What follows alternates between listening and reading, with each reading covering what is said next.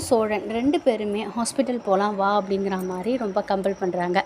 அதுக்கு பல்லவன், நான் நல்லா தானே இருக்கேன், எனக்கு ஒன்றும் செய்யலைண்ணே, கொஞ்சம் ஃபீவராக இருக்குது, தூங்கி எழுந்திரிச்சா சரியாக போயிடும் அப்படின்னு சொல்கிறாரு. உடனே சேரன் வந்து, சரிப்பா நான் வீட்டில் இருக்கேன், நான் உன்னை பார்த்துக்கிறேன் அப்படின்னு சேரன் சொல்கிறாரு. அதுக்கு நிலா சொல்கிறாங்க, அண்ணே நான் இருக்கேண்ணே, நான் பார்த்துக்கிறேண்ணே, டேப்லெட் கொடுத்தா சரியாக போயிடுண்ணே, நான் பார்த்துக்கிறேன், நீங்கள் கிளம்புங்க அப்படிங்கிற மாதிரி கிளப்பி விட்றாங்க. சென்று சேரனும், அப்பா சாப்பாடெலாம் செஞ்சு வச்சுருக்கேன் சாப்பிட்ருங்க அப்படிங்கிற மாதிரி சொல்லிவிட்டு சேரன் கிளம்பிறாரு. இப்போ சோழன்ட்ட நீங்கள் கிளம்பலையா அப்படிங்கிற மாதிரி கேட்டுட்ருக்காங்க. அந்த நேரம் பல்லவன் வந்து, இங்கே ஒரே வெளிச்சமாக இருக்குது, நான் போய் உள்ளே படுத்துக்கிறேன் அப்படிங்கிற மாதிரி சொல்லிவிட்டு போய் படுத்துக்கிறாரு.